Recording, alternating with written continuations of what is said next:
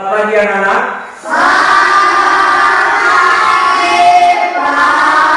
Shalom.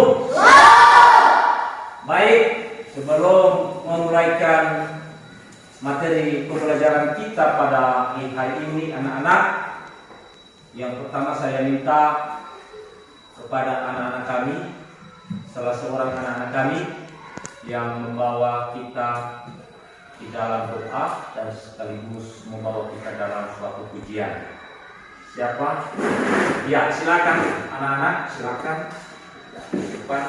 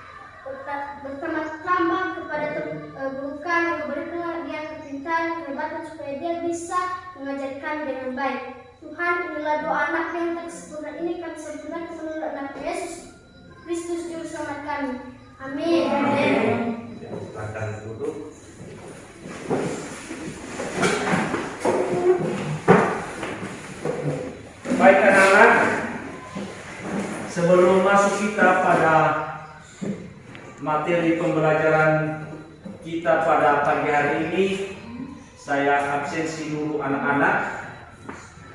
Ya, kalau disebutkan namanya nanti dikatakan atau disebutkan hadir ya. Yang pertama Agnes Guler. Hadir Pak. Triska Lagu. Niska. Hadir Pak. Terima kasih. Hadir Pak. Oke, baik anak-anak. Terima kasih. Ya, kita sudah hadir pada pagi hari ini. Dan sekarang masuk kita anak-anak pada materi pembelajaran kita, yaitu Allah mengasihi dunia. Sekali lagi, yang menjadi materi pembelajaran kita pada pagi hari ini, yaitu Allah mengasihi dunia. Tentu di dalam materi kita pada pagi hari ini anak-anak, ada sesuatu tujuan capaian pembelajaran kita, yaitu yang pertama adalah satu, peserta didik mampu menyatakan sikap sebagai manusia berdosa sehingga perlu bertobat. Yang kedua adalah peserta didik mampu menyatakan sikap menolak cara hidup manusia berdosa dengan sungguh-sungguh. Yang ketiga adalah peserta didik menyebutkan cara Allah mengasihi dunia lewat diskusi dengan tepat.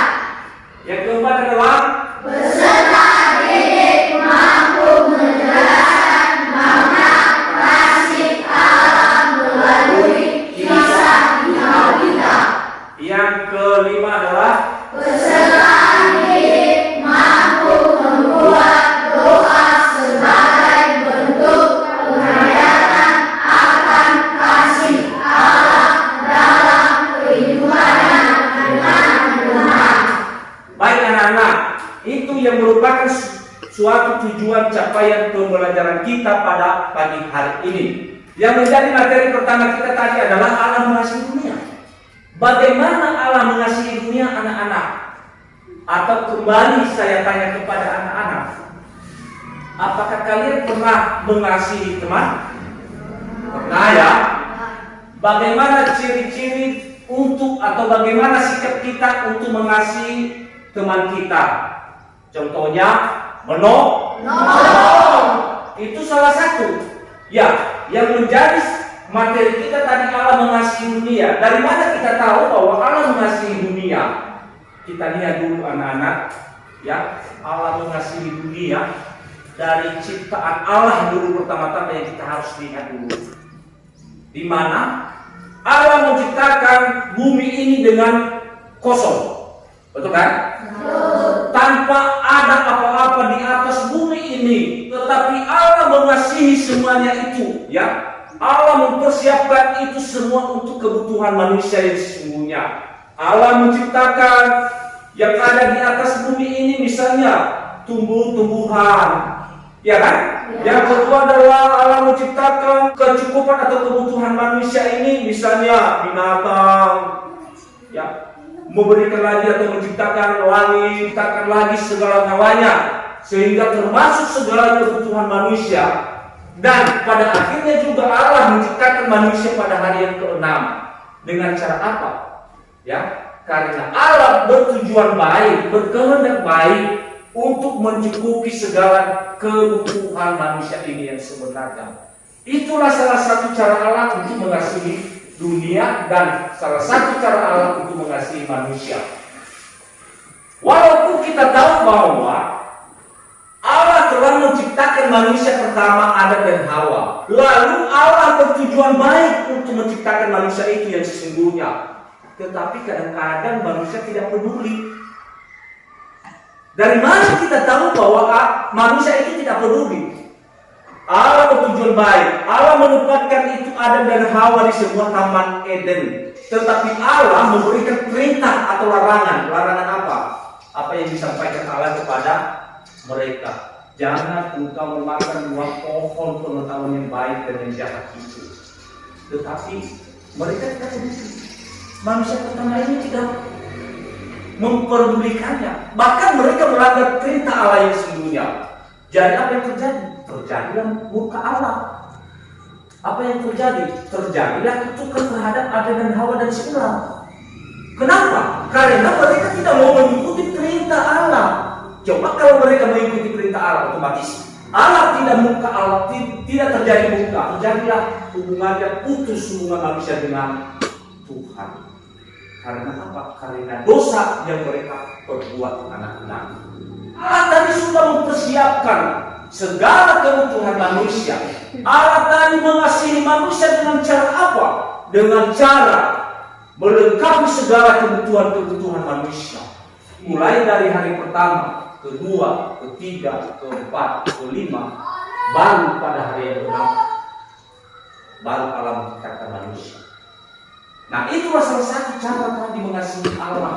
Manusia mengasihi, Allah mengasihi manusia itu sesungguhnya. Nah, oleh karena itu, dari mana kita tahu lagi bahwa Allah mengasihi dunia ataupun Allah mengasihi manusia sebenarnya, anak-anak? Kita lihat di dalam suatu cerita di Alkitab, ya, di situ dikatakan bahwa Allah berbicara kepada Abraham. Ya, dari mana kita tahu bahwa di antara para nabi, banyak sekali para nabi yang sudah tertuang di dalam Alkitab, anak-anak. Misalnya Abraham. Ya, ini Abraham. Ya, fungsi nabi ini adalah sebagai penyambung lidah, sebagai perantara Allah, nabi baru manusia, anak-anak. Jadi Allah bercerita kepada Nabi Abraham. Apa yang dikatakan Allah kepada Abraham? Yaitu yang pertama, anak-anak, dia Abraham bercerita bahwa di situ dikatakan, dan Allah berbicara kepada bangsa Israel atau umatnya, yaitu melalui perantara para nabi.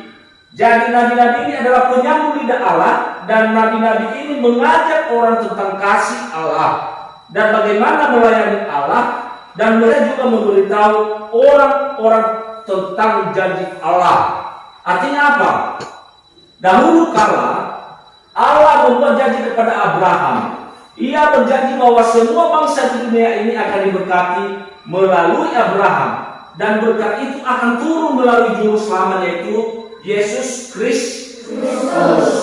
Jadi itulah salah satu cerita Abraham kepada umat Israel atau kepada manusia, bahwa sebentar lagi akan datang Yesus Kristus sebagai juru selamat manusia. Lalu setelah itu anak-anak, seketika Abraham bercerita tentang itu, lalu ada juga Yesaya. Coba lihat, ini Yesaya ya. Ini Yesaya. Ini Nabi Yesaya. Ya.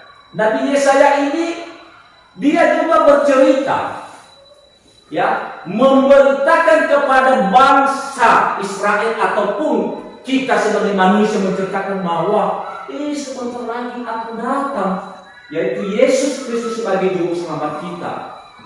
Begitu juga para siapa lagi? Daniel, ya. Ada Daniel, kalau kita lihat di dalam gambar ini tentang cerita Daniel. Coba lihat anak-anak, ini Daniel ya. Nah, ini Daniel, Nabi Daniel. Apa yang disampaikan Daniel? Apa yang diceritakan Daniel kepada umatnya atau umat Israel pada saat itu? Dia berkata bahwa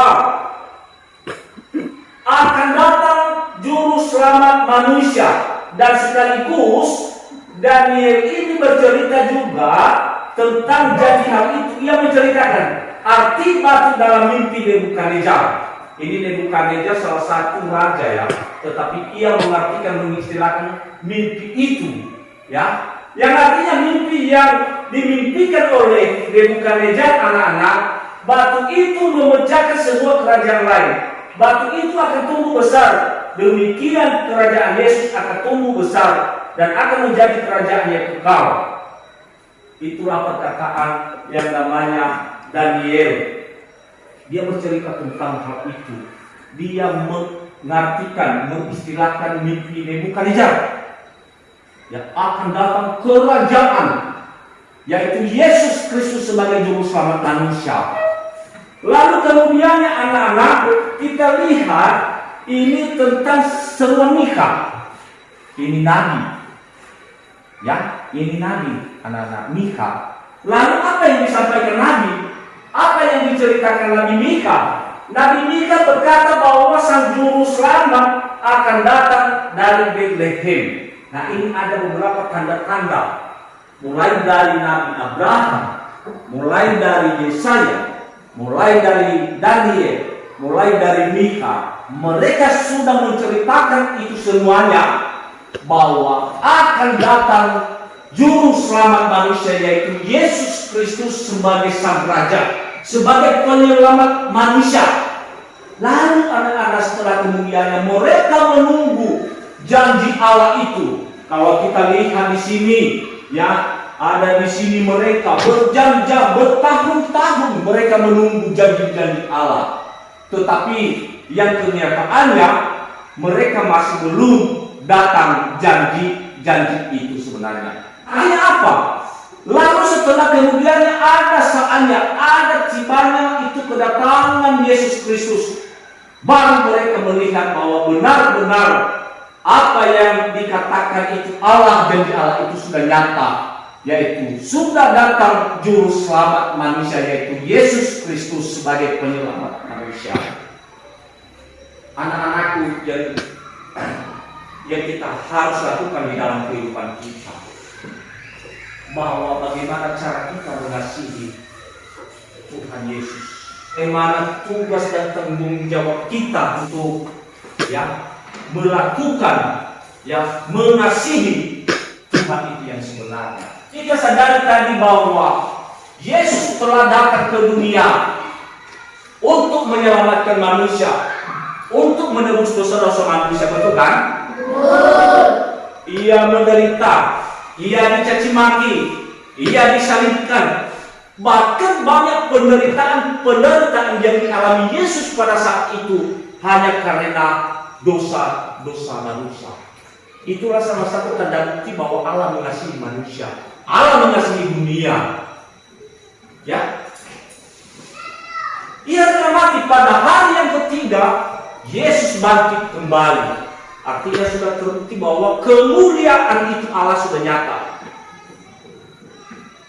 Walaupun dia merasakan sakit di saat disalibkan, walaupun dia dicaci maki, walaupun dia waktu di saat ditangkap pada saat itu, ya menderita, merasakan sakit yang luar biasa. Aduh, minimal Tuhan itu baik sebenarnya. Pertanyaannya, apa yang kita harus lakukan anak-anak?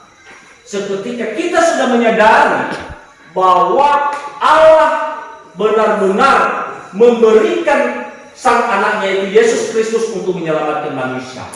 Pertanyaannya sekarang adalah apa yang menjadi tugas dan tanggung jawab kita anak-anak untuk mengasihi Tuhan kita yang sesungguhnya. Dengan cara apa yang kita harus lakukan?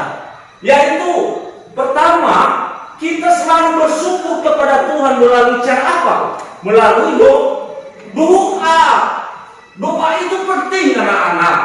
Jangan nanti kalau kita berdoa kita bertele-tele, tidak boleh seperti begitu. Doa itu hubungan, jembatan kita kepada Tuhan. Saya ambil contoh anak. Misalnya doa, makanya saya katakan tadi bahwa salah satu cara kita, tugas kita dan tanggung jawab kita untuk mengasihi Tuhan, yaitu dengan cara, yaitu berdoa. Berdoa itu penting. Nah, contoh misalnya, ini misalnya kita, ini kampung si A, ini kampung si B. Lalu setelah kita sudah melihat ada kampung si A, ada kampung si B, ada yang menjadi kendala di antara kampung si A dengan si B, yaitu sungai. Betul kan? Lalu setelah kemudian apa yang kita harus lakukan supaya kita bisa lewat dan bisa datang ke kampung si B melalui cara apa? Jembatan anak-anak, ini jembatan. Yang kita harus lakukan adalah jembatan. Tanpa ada jembatan kita tidak bisa menyeberangi kampung si B. Betul kan? Maka dalam hal ini doa itu sangat penting. Allah dan manusia. Segala apapun pergumulan manusia serahkan kepada berarti ada hubungan kita, hubungan manusia dengan Allah melalui doa.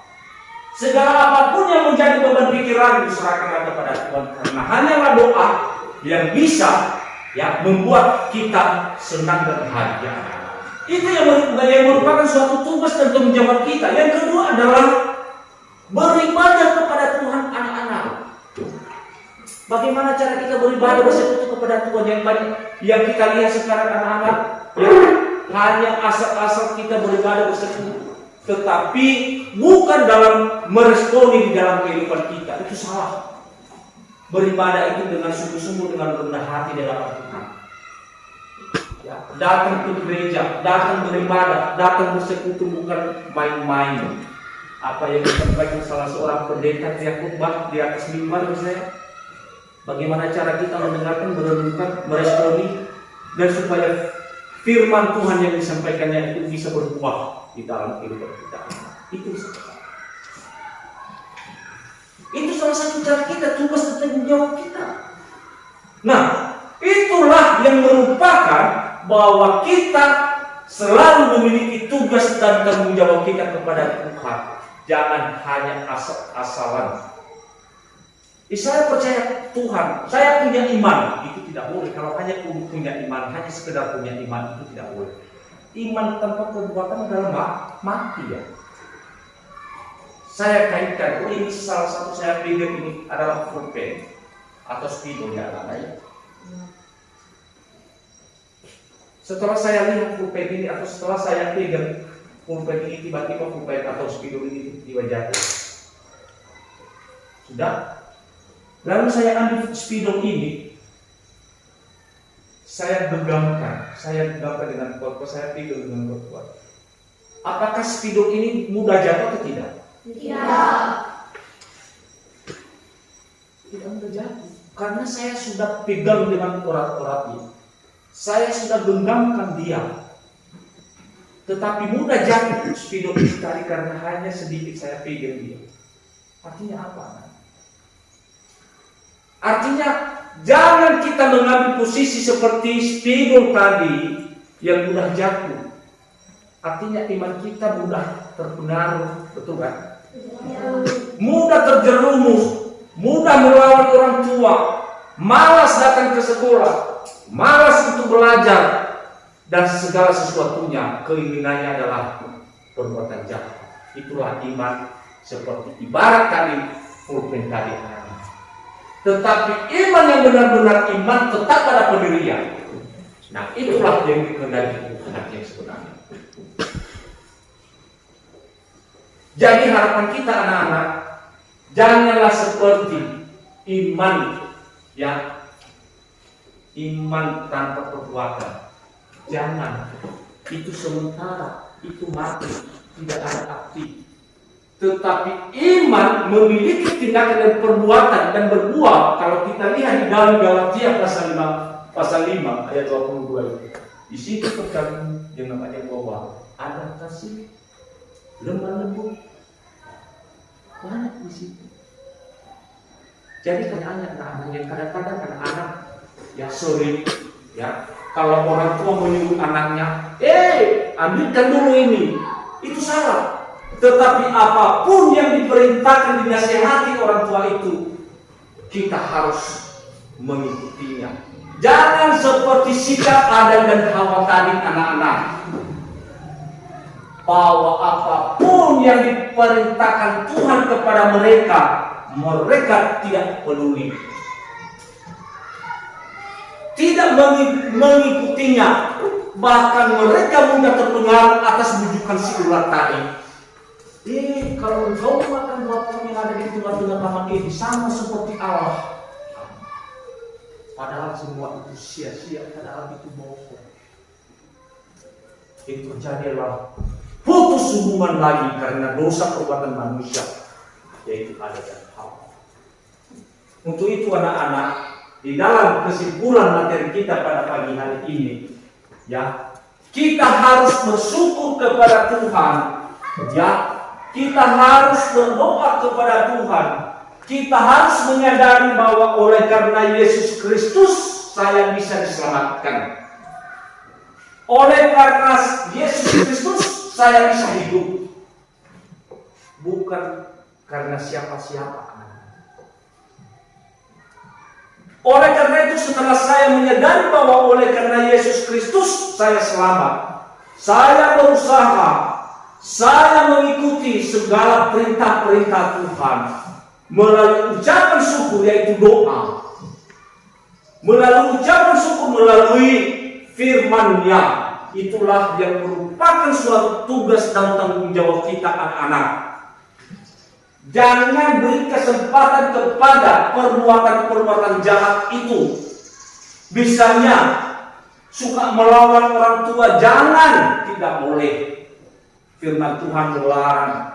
Di dalam hukum Taurat mengatakan, hormatilah orang tuamu dan ibumu supaya panjang umurmu yang diberikan oleh Tuhan Allah. Tidak boleh. Segala apapun yang menjadi perintah orang tua kita harus menurutinya. Dan setinggi-tinggi apapun cita-cita kalian, kalau memang kalian tidak mensyukuri apa adanya, berdoa kepada Tuhan dengan penuh rendah hati, itu semua sia-sia. Jadi inilah salah satu yang perlu kita harus lakukan anak-anak dalam materi pembelajaran kita pada pagi hari ini. Artinya apa? Kita selalu bersyukur kepada Tuhan. Terima kasih Tuhan Yesus bahwa hari ini saya bisa bernafas oleh karena Tuhan. Terima kasih Tuhan Yesus, saya berterima kasih kepada Engkau bahwa saya bisa sehat. Terima kasih Tuhan Yesus bahwa hari ini Tuhan telah menjauhkan saya dalam segala cobaan-cobaan. Itulah salah satu yang kita harus syukuri kepada Tuhan. Kenapa demikian? Seperti tadi yang saya jelaskan, Karena kita sadari oleh karena Yesus Kristus makanya kita selamat. Oleh karena Yesus Kristus makanya kita bisa hidup. Ingat ya, camkan baik itu perlu digaris bawah. Jangan biarkan kesempatan untuk didahului oleh kejahatan-kejahatan. Nah, di dalam materi pembelajaran kita pada pagi hari ini anak-anak, ya tentu seperti yang Bapak sampaikan tadi, ya artinya bagaimana usaha, bagaimana cara kita meresponinya di dalam kehidupan kita, mensyukurinya di dalam kehidupan kita. Dengan cara apa? Yaitu dengan cara berdoa kepada Tuhan.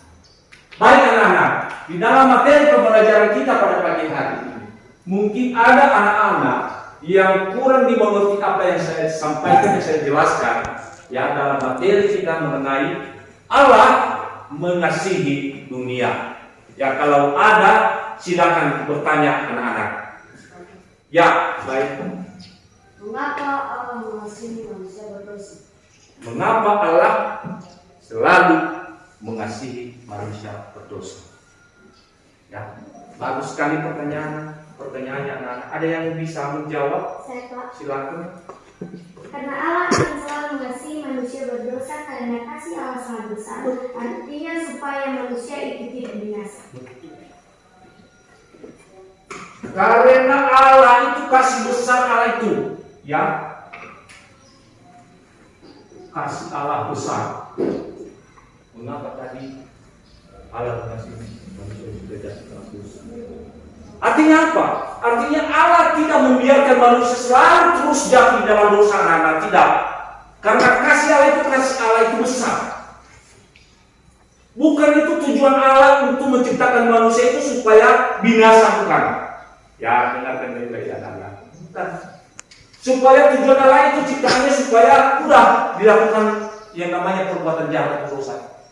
Tetapi tujuan Allah adalah tujuan baik.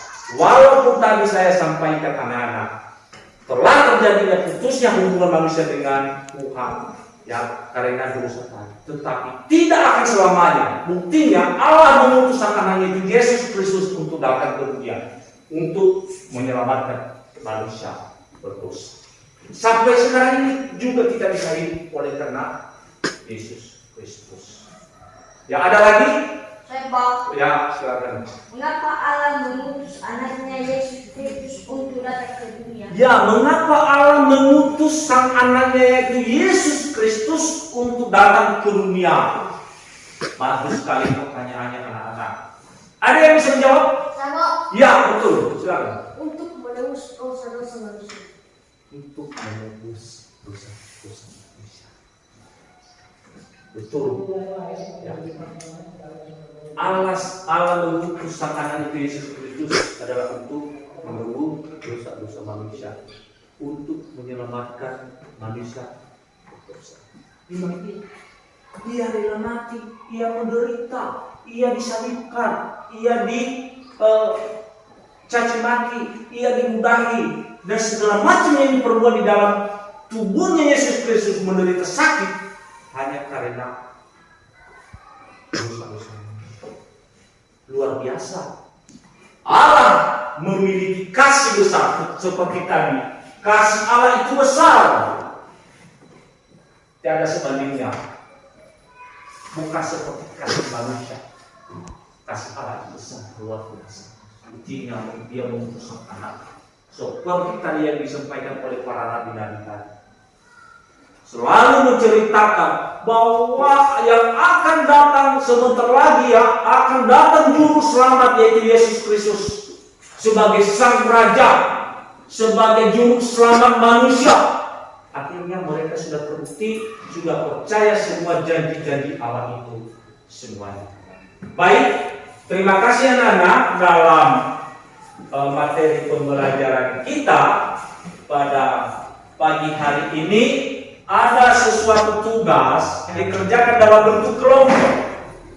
Nah ini ya anak-anak, dikerjakan dalam bentuk kelompok. Sudah ya? Ya, oke. Nanti dikerjakan oleh anak-anak kami. Ya, tugas kelompok 1 mana kelompok 1 anak-anak? Kelompok 1 ya. ini, terus ini, dan kelompok 3 tadi, ya, kelompok 3 ya ini.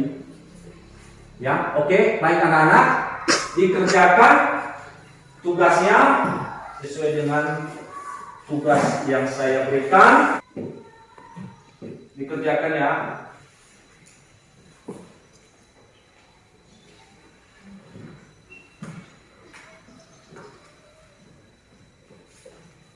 Oke, baik. Kalau sudah, ya, saya kumpulkan lagi tugasnya, ya. Tugasnya ya. Ya. Ya. Saya periksa nanti. Oke ya. Ya, baik anak-anak. Terima kasih tugas kelompok yang sudah kalian jawab. Ya, memang sudah dijawab. Memang bagus sesuai dengan penjelasan yang saya sampaikan dalam materi kita ini. Lalu kemudiannya anak-anak, ya, dengarkan. Untuk materi kita berikutnya, maka saya berikan tugas lagi, tugas kedua kepada anak-anak kami. Mohon dikerjakan nanti dan dikumpulkan pada minggu depan. Saya bagikan kembali anak-anak, ya, untuk tugas kelompok, tugas kedua ya, dan sesuai dengan kelompok seperti kelompok kita pada pagi hari ini ya, ya, kerjakan untuk minggu depan, ya, kerjakan sesuai dengan tugas kelompok ya, sesuai dengan tugas kelompok, ya, dikerjakan ya, ya, baik anak-anak, untuk minggu depan dikerjakan, dikumpulkan nanti minggu depan, baik. Setelah kita sudah menyelesaikan materi kita pada pagi hari ini anak-anak, ya, dan sudah dimengerti materi ini mengenai alat mengasihi dunia, tentu yang kita harus lakukan adalah berbuat baik terhadap teman, ya, dan tugasnya sudah dijawab. Lalu kita menutup materi kita pada pagi hari ini, kita lanjutkan pada materi berikutnya sebelum kita istirahat. Sekali lagi saya minta anak-anak kami untuk membawa kita di dalam doa ataupun sekaligus membawa pujian dengan penuh sukacita. Silakan siapa yang bisa memimpinnya. Diundang barangkali kami bisa berdiri. Satu teman. Amin. Berdoa, mari kita bernyanyi. Betapa baik Engkau Tuhan. 3 ya.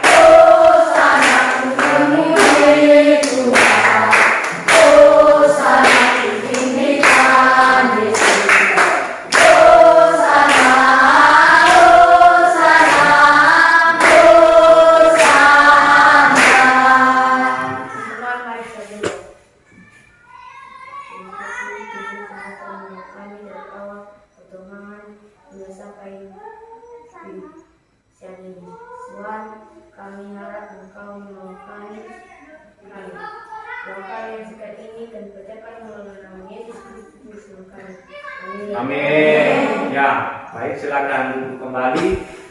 Jangan lupa anak-anak, di saat nanti kalian istirahat, ya, jaga diri, jangan main lempar apa batu, lempar apa saja. Yang penting kalian harus jaga diri, boleh istirahat. Nah, setelah nanti bisa dilanjutkan untuk pelajaran berikutnya. Terima kasih anak-anak. Salam.